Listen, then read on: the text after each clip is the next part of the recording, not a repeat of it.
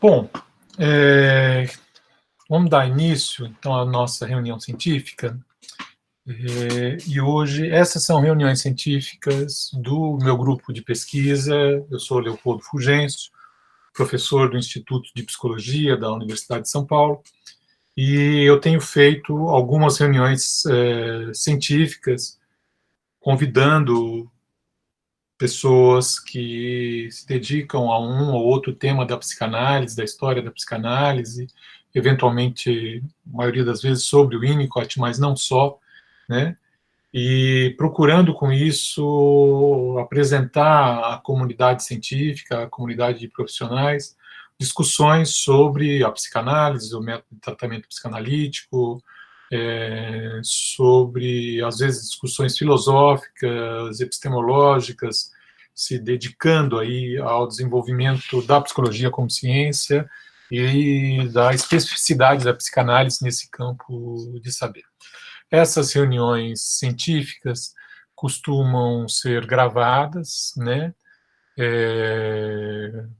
E depois eu as disponibilizo na rede YouTube.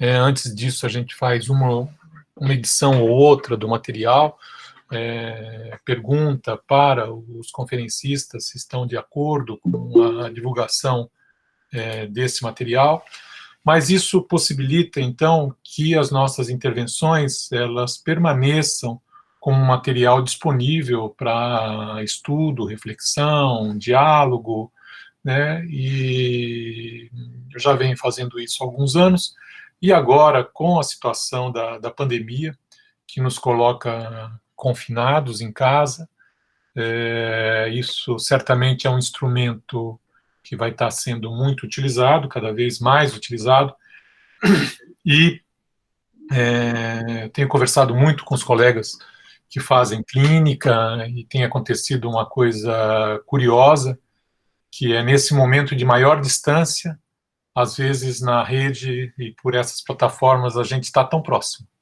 né? Então, hoje mesmo, assim, faz muito tempo que eu não vejo Ana, acho que a última vez que encontrei com ela foi num congresso, já faz alguns anos, assim, né? E fora esses momentos a gente não se encontra, não tem a possibilidade de dialogar, de conversar. Então, estou muito feliz de estar aqui, de estar nessa plataforma, então participando disso e convidando vocês para a participação. Hoje, nós vamos nos dedicar a um dos temas mais difíceis, ou mais incertos, ou ainda pouco estabelecidos na psicanálise, talvez na própria psicologia, que diz respeito à sexualidade feminina, né? Eu convidei para fazer essa reunião científica Fernanda Dias, que é psicóloga, psicanalista, especialista em psicopatologia e saúde pública pela Faculdade de Saúde Pública da USP, e mestranda no programa de pós-graduação do IPUSP, na área do desenvolvimento humano. Dedica-se ao estudo da mulher e do feminino em Winnicott. Ela está fazendo uma tese de dissertação sobre minha orientação. E eu convidei para que Fernanda, ela tem, no desenvolvimento da sua dissertação, tem se dedicado a alguns textos clássicos da história da psicanálise sobre a sexualidade feminina. E achei que seria um excelente momento de a gente retomar este material, né? E discutimos um pouco sobre o que a psicanálise tem trabalhado, tem falado com relação a isso, ainda que a tese delas parta disso para desenvolvimentos, coisas que ainda não têm sido apresentadas ou têm sido pouco apresentadas, em especial com relação à posição de Winnicott sobre a mulher, a sexualidade feminina. E esse é um ponto ainda muito em aberto para isso. E convidei também para participar e para ser comentadora dessa conferência de Fernanda, a professora doutora Ana Lila Lejarraga, que é psicanalista, membro efetivo do Círculo Psicanalítico do Rio de Janeiro, professora associada da UFRJ, autora dos livros O Amor em Winnicott e Sexualidade Infantil e Intimidade, Diálogos Winnicottianos, dentre outros, né? Ana Lila é uma pessoa que tem trabalhado sobre a obra de Winnicott com consistência, rigor, e é uma das psicanalistas tem estado mais à vontade e tem trabalhado clinicamente nessa direção, então, e tem escrito bastante, coisas com muita consistência, a gente tem muito a aprender e a lê-la, né? Bom, então, nesse contexto, eu achei junto com Fernanda que seria uma ótima comentadora, né, pelos temas que tem trabalhado, né, e para trabalhar esse tema tão difícil que é a relação à sexualidade feminina. Também decidimos que seria melhor que esse tema, pelo menos num primeiro passo, fosse abordado mais por mulheres do que por homens, né, que talvez tenham nem sempre, mas uma certa dificuldade na compreensão desta complexidade que é a mulher e a sexualidade feminina, né? Bom, então eu queria também dar boas-vindas a todos que estão aí presentes. Essa plataforma, ela tem sido muito útil e tem colocado em contato muitas pessoas e tornado esse material, então, de uma maneira disponível que antes a gente não estava conseguindo esse nível de alcance e de divulgação do conhecimento. Então, eu quero agradecer bastante a Fernanda de ter disposto a se dedicar e apresentar esse tema, e também bastante a Ana Lila, e é uma alegria poder estar fazendo essa reunião. Então, eu passo a palavra a Fernanda para que ela possa fazer a apresentação. Depois passamos para os comentários de Ana, e em seguida abrimos então para diálogos, conversas. Vocês podem mandar perguntas pelo chat ou depois das conferências, se quiserem falar, só ligar o microfone, né? E aí a gente segue com essas intervenções. Tá? Muito obrigado. Então, vamos lá. Bom, deixa eu ligar aqui. Bom, primeiro, bom dia a todos e a todas. Antes de começar a minha apresentação, queria agradecer primeiramente o Leopoldo, também pela oportunidade de eu estar aqui hoje, compartilhando com vocês um pouco do meu percurso, um pouco do que eu tenho estudado para concluir a minha dissertação de mestrado. Antes de começar a apresentação, eu queria fazer alguns comentários, né? Primeiro, reforçando um pouco o que o próprio Leopoldo disse, né? Ou seja, a ideia de fazer essa resenha crítica é parte da minha dissertação de mestrado, cujo título é Uma análise histórico-crítica dos comentários de Winnicott sobre a mulher. Mas, claro, para eu chegar no Winnicott, eu preciso percorrer a história da psicanálise, partindo do Freud até construir um caminho, uma ponte que me leve ao Winnicott. Então, por exemplo, no primeiro capítulo do meu trabalho, eu me dedico a estudar os textos do Freud, faço uma contextualização histórica em relação às ideias freudianas, muito presa aos conceitos vitorianos, ao puritanismo, para depois chegar nesse livro, né, Sexualidade Feminina, que compreende os principais textos dos interlocutores, os primeiros interlocutores de Freud, né, a respeito do tema do feminino. Então, essa acho que é a primeira consideração importante a ser feita. A segunda é que essa é uma resenha, portanto, que compreende uma série de textos. Então, o objetivo não é fornecer uma informação detalhada e aprofundada de cada um dos autores que foram interlocutores de Freud sobre o feminino. A ideia, portanto, é ter um panorama, uma visão histórica de como esses interlocutores puderam falar sobre o tema. Então, por exemplo, no final dessa apresentação, vocês não vão ter uma noção e uma ideia do trabalho completo da Karen Horney, por exemplo, que se dedicou muito ao tema do feminino, mas que, é claro, nesse momento, a ideia é que a gente possa percorrer muito mais historicamente as contribuições de cada um, do que mergulhar profundamente em cada um dos autores. Tá? Bem, então agora, acho que vou começar a apresentação, eu vou compartilhar com vocês a minha tela, E se alguém não conseguir ter acesso, me fala, por favor.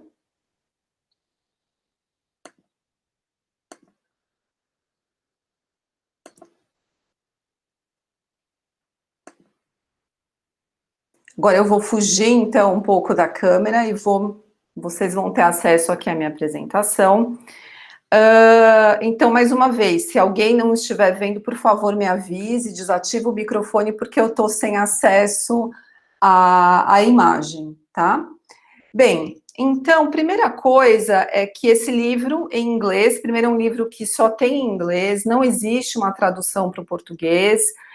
O nome dele é Female Sexuality, The Early Psychoanalytic Controversies, que em português eu tô considerando sendo a tradução Sexualidade Feminina, Controvérsias Iniciais da Psicanálise.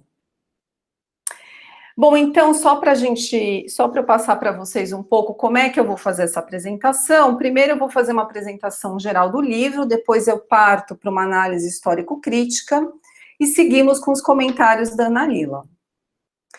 Este é um livro que compreende 19 textos que foram publicados e transmitidos pelas primeiras gerações de psicanalistas que dialogaram com Freud, especificamente sobre o tema do feminino e a sexualidade feminina ou a sexualidade da mulher.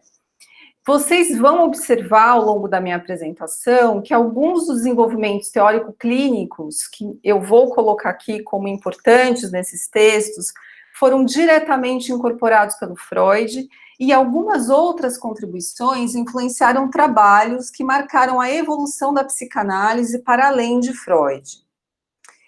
Apresentando de maneira geral os autores, nós temos aqui o Russell Grigg, a Dominique Eck Murphy e o Craig Smith. Todos eles são pesquisadores de estudos psicanalíticos na Universidade de Deakin, é uma universidade que fica na Austrália, sendo que o Craig Smith também tem atuação na Nova Zelândia, na Universidade Vitória de Wellington. Todos os textos que estão sendo apresentados aqui, a maior parte deles foi publicado no International Journal of Psychoanalysis, que nós sabemos que é um veículo tradicional na psicanálise de publicação de textos, né? Desde o início, então, esteve presente na história da psicanálise e até hoje tem um papel fundamental. Apenas temos duas exceções, que é um trabalho do Abraham, inclusive um trabalho muito importante, que é a origem e o desenvolvimento dos objetos de amor, e um texto da Ellen Dutch, que foi publicado no Psychoanalytic Quarterly, que também é um veículo tradicional, um veículo americano, né, de publicação de psicanálise, e o texto que ela publicou neste veículo, que foi incluído aqui nesse livro, é o texto sobre homossexualidade feminina. Bem, o que é importante observar, né? Esse texto, então, esse livro compreende uma série de textos. Ao longo desse percurso que vamos fazer aqui, vocês vão observar que, organicamente, começamos a identificar dois grupos aqui, já se formando na história da psicanálise. Um grupo muito ligado às ideias freudianas. Então, nós temos aqui o Freud, e quais são os destaques, né? Quais são os autores que se destacam nesse grupo? A Ellen Dutch, a Marie Bonaparte, a Ruth Brunswick, que foi a segunda analista do Homem dos Lobos, e a Jeanne de Groot. No outro grupo, a gente começa a observar uma formação que segue as ideias do Abraham. Então, nós temos a Karen Horney, a Melanie Klein, o Ernest Jones. E por que é importante observar isso? Porque todos esses autores, ao se depararem com as ideias freudianas em relação à mulher e ao feminino, começaram a se indagar, de fato, a partir da inveja do pênis, quais outros elementos estariam presentes na composição da subjetivação feminina, da subjetividade feminina, e, a partir disso, puderam identificar alguns elementos que, de fato, precisariam ser colocados na mesa ou ser revisitados para que a gente pudesse ampliar o campo. Então, primeiro, será que a libido é masculina e fálica? A natureza da sexualidade, como de fato acontece a natureza da sexualidade feminina e a relação mãe-bebê. Então, esses elementos foram muito importantes, inclusive, para que esses grupos pudessem ser formados. Esse livro, Female Sexuality, não contém os textos do Freud, mas acho muito importante que a gente possa revisitá-los, porque todas as publicações que foram colocadas aqui estão sempre em diálogo com o Freud. Eu vou colocar aqui os principais textos, só para a gente ter como norte para a nossa análise, mas o primeiro texto importante aqui é o texto de 1905, que é o texto Três Ensaios sobre a Teoria da Sexualidade, em que, apenas relembrando aqui, o Freud vai falar da ideia do bebê polimorfo perverso, perverso polimorfo, e quando ele começa a se deparar sobre essa questão, o desenvolvimento psicossexual, as zonas erógenas, ele entende que, em relação às meninas, precisaria acontecer na fase fálica o abandono do clitóris para a primazia genital vaginal. E isso já se mostrou como um impasse logo de cara. Depois, no texto de 24, que é a dissolução do complexo de Édipo, o Freud vai falar do foco, né, vai começar a dar um foco para a fase fálica e vai instituir a problemática do falo. Ou seja, o conflito passa a ser ter ou não ter, perder e invejar. E as meninas, nessa condição, acabam tendo uma inferioridade genital, sob o ponto de vista do Freud. Nesse sentido, ele também vai dizer que a maternidade poderia ser um retorno fálico e narcísico, em relação àquele pênis, né, em relação ao falo em que a menina não tem. No texto de 25, o Freud já vai falar mais do complexo de Édipo, e ele vai colocar que o complexo de Édipo é secundário no desenvolvimento da sexualidade feminina, porque o complexo de castração acaba sendo muito mais importante.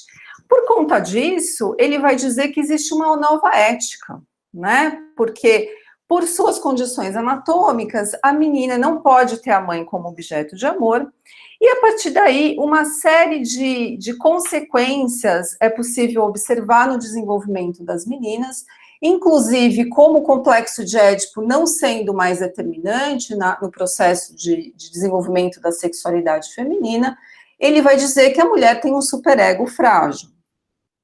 Em 31, veja, é o primeiro texto que tem como título Sexualidade Feminina. Freud retoma as questões do complexo de castração, mas aqui ele já incorpora uma ideia muito importante que todos esses outros interlocutores vão começar a trazer, que é a importância da relação inicial com a mãe. E que nas meninas, particularmente, se observa uma relação inicial de muita hostilidade com a mãe. E que isso sempre vai acontecer em menor ou maior grau. E, finalmente, no texto de 33, que é o texto intitulado de Feminilidade, o Freud retoma todos os pontos que ele vinha, né, discutindo nesses textos anteriores, mas ele acaba reconhecendo ao final que a sexualidade feminina é um tema em aberto na psicanálise. Né? Então, tem aí um reconhecimento, que foi um pouco que até o Leopoldo colocou no início da apresentação, e ele abre o campo para que a gente possa desenvolver e incluir novos elementos nessa análise. Bom, agora fazendo a discussão dos textos, né? Então, eu coloquei aqui uma frase do Freud, de 1905, quando ele fazia uma comparação entre a sexualidade feminina e o modelo masculino, né, o menino. Então, ele vai dizer, a sexualidade da mulher, em parte, por causa da atrofia cultural, em parte por sua discrição e insinceridade convencionais, permanece envolta numa obscuridade ainda impenetrável. Bem, interessante observar que já em 1917, o Van Ophuijsen, que é um membro da Sociedade Holandesa de Psicanálise, junto com August Storck, já falam da questão do complexo de masculinidade e do complexo de castração, sendo que o complexo de masculinidade é um elemento que eles começam a entender que seria presente na sexualidade de algumas mulheres, porque seria uma maneira de lidar com o elemento masculino. Então, por exemplo, eles começam a observar que algumas mulheres poderiam ter um desenvolvimento, uma sexualidade que chegasse a uma conclusão heterossexual, por exemplo, que ela tem uma vivência heterossexual, mas que ela desloca todo o elemento feminino, toda a sua vivência, masculina, para uma ligação, por exemplo, com o mundo intelectual. A gente não pode esquecer que a gente está falando de um período vitoriano, em que as mulheres eram colocadas dentro de casa, os homens tinham acesso à vida pública, ao mundo intelectual, ao mundo dos negócios. Então, toda manifestação feminina que levasse a digamos assim, uma atuação que era dita mais masculina, era vista como uma busca pelo masculino, e não como uma mulher que também pode ser potente nesses lugares, né? Mas é importante ver que esse termo, complexo de masculinidade, o Freud ele vai retomar mais para frente, e essa é uma concepção que veio da escola aqui da Holanda, tá? Não foi uma concepção feita pelo Freud, né? Ele incorpora na sua teoria. Nesse mesmo, ainda nesse caminho, em 1922, o Karl Abraham também publica um texto em que ele está muito alinhado ainda ao Freud. Ele fala que as mulheres sofrem de um abalo narcísico por não terem nascido homem, e é o Abraham que começa a dizer essa história de que a maternidade é uma gratificação fálica e narcísica. Elemento este que o Freud vai incorporar em 1924 e vai dizer: o complexo de Édipo da menina é muito mais simples que o do pequeno portador do pênis. Em minha experiência, raramente ele vai além de assumir o lugar da mãe e adotar uma atitude feminina para com o pai. A renúncia ao pênis não é tolerada pela menina sem alguma tentativa de compensação. Ela desliza ao longo da linha de uma equação simbólica que vai do pênis para o bebê, né? Então, veja, Freud incorpora diretamente essa formulação de Abraham. Em 24, Abraham faz uma publicação que aí eu acho que é um marco importante, a gente precisa guardar essa data e esse texto, né? Ele vai publicar o texto A Origem e o Desenvolvimento dos Objetos de Amor, que inaugura um campo na psicanálise. Por quê? Porque a partir do desenvolvimento psicossexual, que vai desde da zona oral até da fase oral até a fase genital, o Abraham vai perceber que existem diferentes tipos de objeto a partir da determinação de cada uma das zonas erógenas, e também vai falar que tem tipos de relação de objeto. Veja, isso é muito importante do ponto de vista dos teóricos que vão vir na sequência, né, incluindo o Winnicott. Além disso, ele vai dar uma importância para as fases pré-edípicas, e ele fala que essa questão do complexo de castração, muito frisada pelo Freud, é um dos elementos importantes no desenvolvimento psicossexual das meninas, mas que já existe há muito tempo, lá na fase oral, o desmame, por exemplo, que é a primeira privação, uma espécie de primeira castração já sofrida. Em 24 também, a Ellen Dutch vai publicar um texto, ela tem uma certa, digamos, ela é bem alinhada ao Freud, mas o que ela vai sempre colocar é que a vagina sempre foi importante no desenvolvimento psicossexual das meninas, que não existe essa questão de que, bom, a vagina só foi descoberta quando o clitóris precisou ser abandonado. Ela vai dizer, não, a vagina funciona como um ego em miniatura. Por que um ego em miniatura? Bom, porque além dela gerar filhos, né, ela também pode ser considerada, né, essa relação, por exemplo, de penetração, né, na relação sexual, acaba remontando as experiências, retomando as experiências da própria alimentação, da própria amamentação, né, que é como o pênis sendo, fornecendo, colocando, vamos dizer assim, fornecendo algo para a mulher, né? Assim como a mãe fornecia com o seio. Em 25, Freud vai dizer: os traços de caráter que críticos de todas as épocas erigiram contra as mulheres, que demonstram menor senso de justiça que os homens, que estão menos aptas a submeter-se às grandes exigências da vida, que são mais a miúde influenciadas em seus julgamentos por sentimentos de afeição ou hostilidade, todos eles seriam amplamente explicados pela modificação na formação de seu superego que acima inferimos, né? Então, aqui fica clara a ideia freudiana do superego frágil, porque a mulher estaria submetida a uma outra moralidade, né? Por conta do complexo de castração. Bem, nesse mesmo ano, a Karen Horney vai publicar um texto muito importante do ponto de vista crítico, porque ela vai diretamente criticar não só o modelo masculino, né, que está sendo utilizado para chegar na menina, mas ela vai criticar a transmissão do saber na psicanálise. Então, ela vai dizer que são homens tentando falar sobre as mulheres.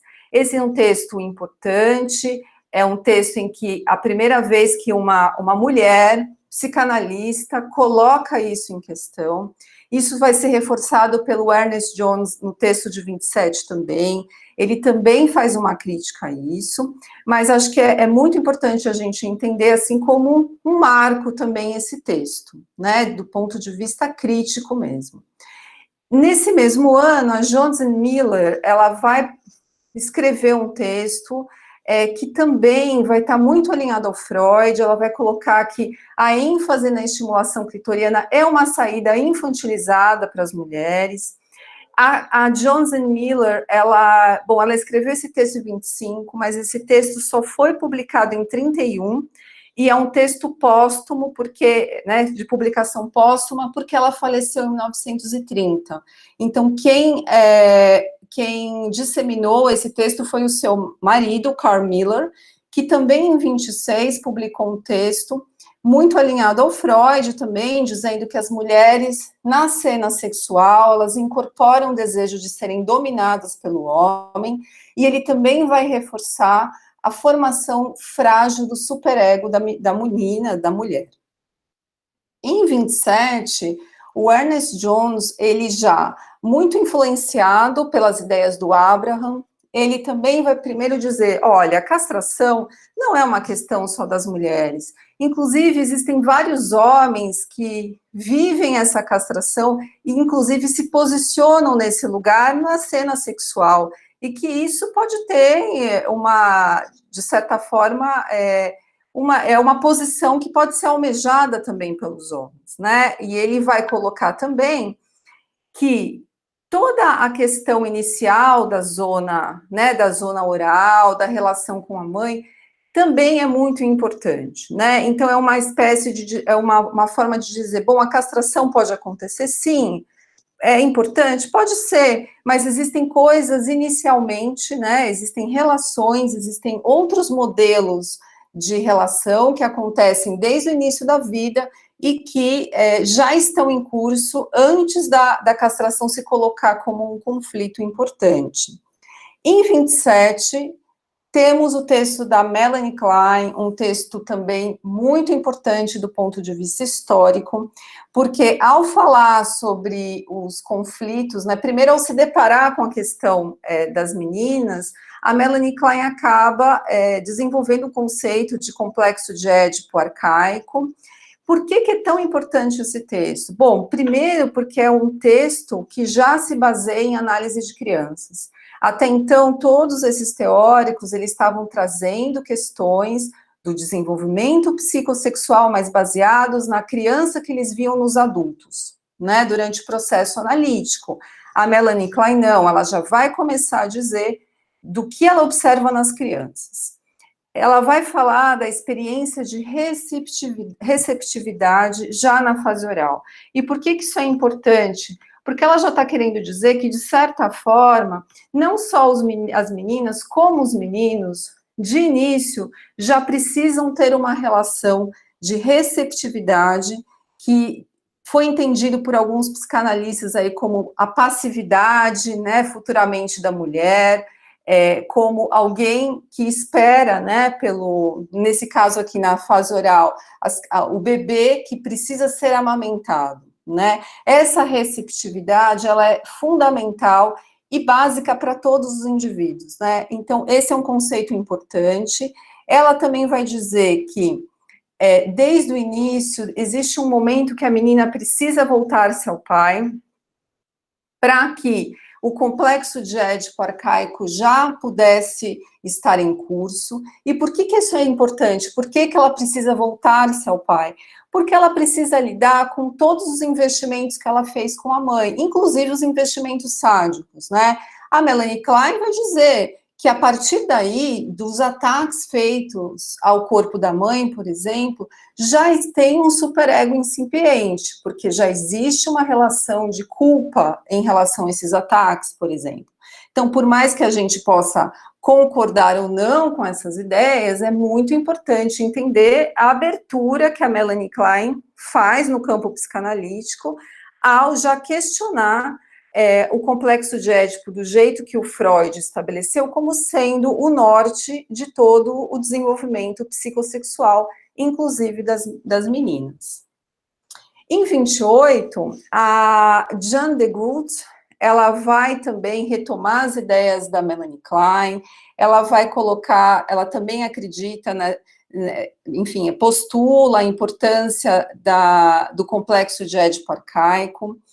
Em 29, a Joanne Rivière vai publicar um texto interessante em que ela retoma o sonho de uma analisanda dela, para falar das dificuldades que algumas mulheres têm para lidar com o campo masculino mesmo, né? Com toda essa ideia relacionada à inveja do pênis, ao complexo de castração, e ela vai usar aqui até, o título aqui, a feminilidade como mascarada, né? Então ela vai falar que algumas mulheres, né, a feminilidade, né, ela entra como uma máscara para lidar com o mundo masculino. É um pouco alinhado àquela ideia do complexo de masculinidade, também retomando alguns conceitos que o próprio Ernest Jones colocou quando ele analisa a questão das mulheres, e ele também fala de uma série de consequências que podem acontecer em torno da inveja do pênis. Então, enfim, é um texto interessante nesse sentido, mas que retoma essas ideias do complexo de masculinidade. A Ellen Dutch, ela vai, em 29 também, falar sobre a importância do masoquismo. Então, aqui também ela está um pouco alinhada àquela ideia do Freud, né, de passividade e masoquismo, e ela coloca que o masoquismo é determinante na vida mental das mulheres, né? Por quê? Porque sempre tem uma questão com o sofrimento, desde a perda da virgindade até o processo reprodutivo. Em 31, o Freud vai dizer: à luz do exame anterior, concluiremos que sua atitude hostil para com a mãe, né, aqui ele está falando da menina, não é consequência da rivalidade implícita no complexo de Édipo, mas se origina na fase precedente, tendo sido simplesmente reforçada e explorada na situação. Veja que aqui o Freud já incorpora todas as discussões que estão sendo feitas a respeito das fases pré-edípicas, e ele já coloca aqui que o Édipo, ele reforça algumas coisas que já estavam em curso. Né? Então, é importante ver aqui, do ponto de vista histórico, como é que as influências estão acontecendo. Nesse mesmo ano, o Otto Fenikel também publica um texto em que ele vai dizer, né, vai reforçar a importância do complexo de Édipo, mas ele também retorna às ideias do Abraham, e ele reforça também a importância de todos os tipos de relação que já estão em curso desde o início, né, desde a fase oral. Em 32, a Ellen Dutch vai falar sobre a homossexualidade feminina, e ela vai dizer que, bem, a homossexualidade feminina não é decorrente do complexo de castração, não é porque a menina percebe que ela não tem né, o falo, mas sim é uma inveja exacerbada do pênis, né? Então ela desloca para uma inveja exacerbada. Em 32 e em 33, a Karen Horney também vai fazer publicações importantes. Primeiro, ela vai falar sobre o medo de mulher que os homens têm. Ela vai considerar que esse é um medo muito secreto, que os homens mantêm de uma forma muito secreta, mas que ela conseguiu acessar durante algumas análises, em que os analisandos traziam conteúdos homossexuais ou fetichistas, e que ela conseguiu observar um medo da mulher ali muito obscuro, e que é diferente do medo do pai, que parece que tem mais acesso, né, que os meninos têm mais acesso ao medo do pai, e que isso, inclusive, é um componente que tem um retorno narcísico interessante, porque se eu tenho medo do pai, é porque o pai é uma figura poderosa, e eu futuramente também atinjo esse lugar, né? Então, que o medo do pai, inclusive, é cultuado entre os homens. E ela vai dizer em 33, ela também vai focar na questão da vagina, e ela vai dizer, bem, a vagina sempre foi importante, né, no desenvolvimento psicossexual das meninas. A Melanie Klein também fala isso, inclusive, e que ela não aparece só com o abandono do clitóris, né? Isso a Ellen Dutch também falou em algum momento, e de novo ela vai fazer uma crítica ao patriarcado e à maternidade como sinônimo de ser mulher. Finalmente, em 33, último texto do Freud, último parágrafo, último texto ligado a esse tema. Isso é tudo o que tinha a dizer-lhes a respeito da feminilidade, certamente está incompleto e fragmentário, e nem sempre parece agradável. Mas não se esqueçam de que estive apenas descrevendo as mulheres na medida em que sua natureza é determinada por sua função sexual. É verdade que essa influência se estende muito longe. Não desprezamos, todavia, o fato de que uma mulher possa ser uma criatura humana também em outros aspectos. Se desejarem saber mais a respeito da feminilidade, indaguem da própria experiência de vida dos senhores, ou consultem os poetas, ou aguardem até que a ciência possa dar-lhes informações mais profundas e mais coerentes. Veja, o Freud retoma nesse texto tudo que estava sendo discutido, e ele acho que faz aqui um depoimento humilde, inclusive, sobre a incapacidade e os seus próprios limites em entender de forma completa o que seria a sexualidade feminina, até porque não está só ligada ao desenvolvimento psicossexual. E abre um campo que até hoje nós estamos percorrendo, né? Bem, posteriormente, os últimos textos, um deles, né, o texto da Marie Bonaparte. A Marie Bonaparte, ela é muito também alinhada ao Freud, inclusive é uma amiga pessoal do Freud, e ela também enfatiza o masoquismo, né, como presente na sexualidade feminina, e ligado à virgindade, à relação sexual, à maternidade. Ela vai dizer que existe um prazer erótico aí na passividade, e ela também traz um conceito aí de uma espécie de uma natureza dupla na mulher. Ela chama aqui de cloaca feminina, que seria esse composto do clitóris com a vagina, né, sempre presente na relação sexual, né, então é isso que é a cloaca feminina. E, finalmente, o último texto, acho que não poderia ser diferente, é o texto do Ernest Jones, que apesar de ser um texto que se dedica a fazer todo um apanhado geral do que tinha sido discutido até então sobre a sexualidade feminina, ele é um texto importante do ponto de vista quase geopolítico na psicanálise, porque ele fala claramente que existem alguns elementos que fazem com que dois grupos sejam formados, que é aquele grupo, né, que eu apresentei inicialmente, que nós fomos observando, acredito eu, ao longo da apresentação, que é o grupo de Viena e o grupo de Londres, né?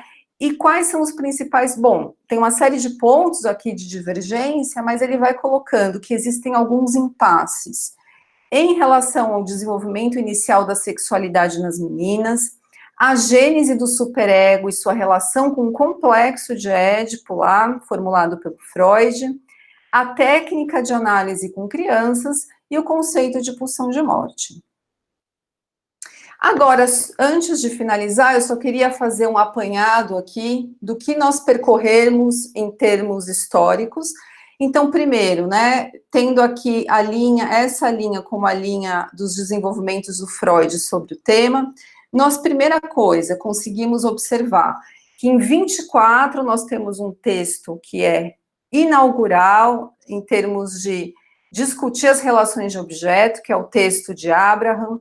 A partir desse texto, nós observamos que de 25 a 31, a maior parte dos 19 textos, né, que a gente analisou aqui, 11 estão inseridos nesse período histórico aqui, né, então de 25 a 31, então o que indica que também a partir desse texto do Abraham, muitos desenvolvimentos puderam ser feitos a respeito do feminino, e não só do feminino, da psicanálise de maneira geral. Até eu coloquei o Abraham ali, né, porque em 25 o Abraham faleceu, né, então uma morte súbita depois de ter feito essa publicação, mas que deixou, digamos, um legado aí, semeou importantes conceitos aí na história da psicanálise. E, finalmente, o texto de 35, que ele fecha essa composição aqui, e que já mostra caminhos importantes aqui de como a psicanálise seguiu em grupos distintos. Em termos de conceituais, a gente partiu, então, de uma ideia do perverso polimorfo, o impasse do abandono do clitóris para a primazia vaginal, o aparecimento do falo como estruturante, e nas meninas, na inveja do pênis, o complexo de castração e o complexo de masculinidade. Então, aqui a gente está falando de um período, né, de um momento muito falocêntrico, em que o modelo masculino é preponderante. Num segundo momento, a gente já fala das relações de objeto, a gente já fala que a privação vem antes da castração, que a relação com a mãe é fundamental, e que desde sempre existem relações ambivalentes. Portanto, aqui a gente já introduz a ótica da maternagem, que depois vários teóricos vão incorporar, e é aqui que eu faço a ponte com Winnicott no meu trabalho, tá? Então, eu não vou fazer essa ponte aqui, mas é como se eu visse agora o Winnicott do outro lado da ponte acenando para mim, né? Ou seja, é daqui que o Winnicott nasce também, é daqui que sua teoria parte. Então, nós temos um modelo de maternagem. Em termos de dispersão geográfica, os textos ficaram aqui compreendidos entre Áustria, Holanda e Alemanha, lembrando que no final, né, aqui a gente está falando antes ainda da Segunda Guerra, durante o período da Segunda Guerra e até o final, existe uma migração para outros lugares. É importante observar que, principalmente para os Estados Unidos e para a Inglaterra, e é aqui também que a gente vai observar o desenvolvimento da sociedade britânica, né? Muitos desses autores que eu estou colocando aqui migraram para a Inglaterra e são importantes na formação, inclusive o Freud, ajudado pela Marie Bonaparte. E só antes de finalizar, acho que é sempre bom lembrar que, no final das contas, o que as mulheres queriam sempre buscam, é simplesmente poder ter uma vida sexual prazerosa. Bem, eu finalizo por aqui.